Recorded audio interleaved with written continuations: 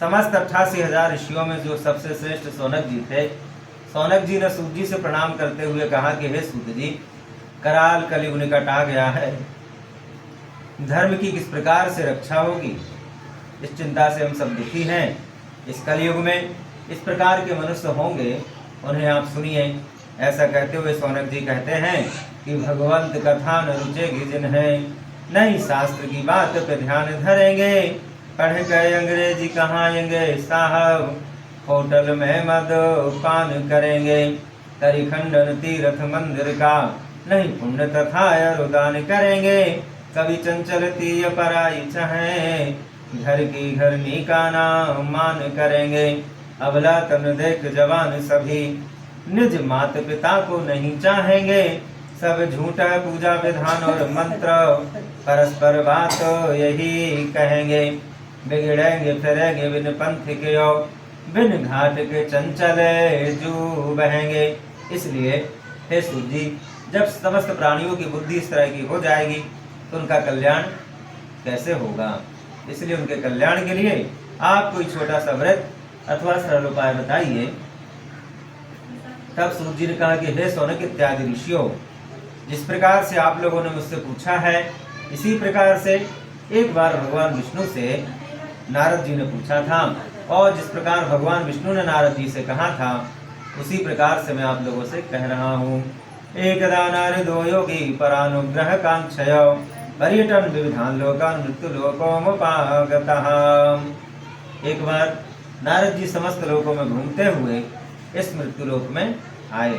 मृत्युलोक में नारद जी ने देखा कि जितने भी मनुष्य हैं, सब तरह तरह की योनियों में जन्म लेकर के अपने अपने पाप कर्मों का फल भोग रहे हैं।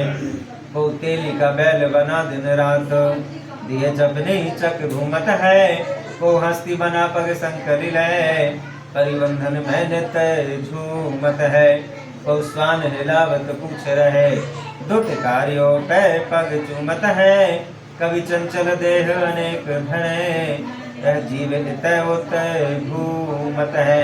ऐसे उन दुखी मनुष्यों को देखकर नारद जी को दया आ गई। वह सोचने लगे कि इन मनुष्यों का दुख किस प्रकार दूर किया जाए।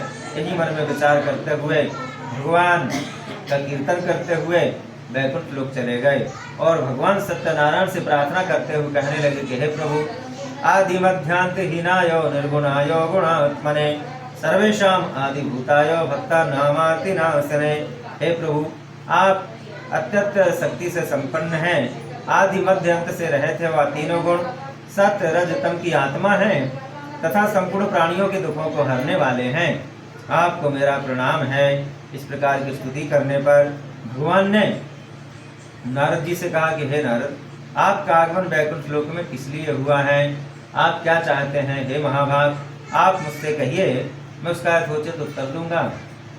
तब नारद जी ने कहा कि हे प्रभु, मैं इस समय मृत्यु लोक से आ रहा हूँ। वहाँ पर जितने भी मनुष्य हैं, सब तरह तरह की योनियों में जन्म लेकर के अपने अपने पाप कर्मों का फल भोग रहे हैं। उन दुखी मनुष्यों के कल्याण के लिए आप कोई छोटा सा व्रत अथवा सरल उपाय बताइए। मैं यही प्रार्थना लेकर आपके पास आया हूँ। ऐसा नारद जी ने भगवान से प्रार्थना की। भगवान ने कहा कि हे नारद, आपने संसार का कल्याण करने के उद्देश्य से बहुत ही उत्तम प्रश्न किया है। एक ऐसा उत्तम व्रत है जो मैं तुम्हें तुम्हारे स्नेह के कारण बता रहा हूँ। वह भगवान सत्यनारायण का व्रत तथा पूजन है, जिसे विधि पूर्वक करने पर निश्चित ही मनुष्यों की इच्छा पूर्ण होती है। तब नारद जी ने कहा कि हे प्रभु, इस व्रत की क्या विधि है, इसे कब करना चाहिए तथा पहले किसने इस व्रत को किया है, सब कहने की कृपा करें। तब भगवान ने कहा कि हे नारद, यस्मिन् कस्मिन् दिनो वर्ता श्रद्धा भक्ति समन्विता। भगवान कहते हैं कि हे नारद, जिस किसी भी दिन मन में श्रद्धा हो, सत्यनारायण भगवान का व्रत पूजन करने के लिए कोई विशेष मुहूर्त की आवश्यकता नहीं है। जिस किसी भी दिन आपके मन में उत्साह हो कि आज मुझे भगवान सत्यनारायण का व्रत पूजन करना है, उस दिन कर सकते हैं।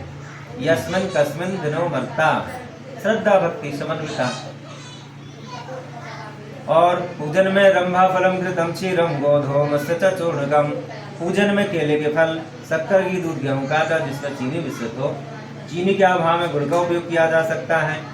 गेहूं का आटा न हो तो चावल का आटे का उपयोग किया जा सकता है। इस प्रकार से समस्त सामग्री एकत्रित करके भगवान सत्यनारायण का पूजन करें। व्रत की कथा पुस्तक का पूजन करके दक्षिणा देके बंधुजनों के साथ कथा श्रवण करें। और जब लोग अपने अपने घर जाने लगे तो भगवान का चरणामृत प्रसाद लेकर के और उनका स्मरण करते हुए जाना चाहिए। ऐसा करने से हे नारद निश्चय ही मनुष्यों की इच्छा पूर्ण होती है। और विशेषकर कलयुग में इससे सरल और छोटा कोई उपाय नहीं है। इति श्री रेवाखंडे सत्यनारायण व्रत कथायां प्रथमोऽध्यायः। बोलिए सत्यनारायण भगवान की जय।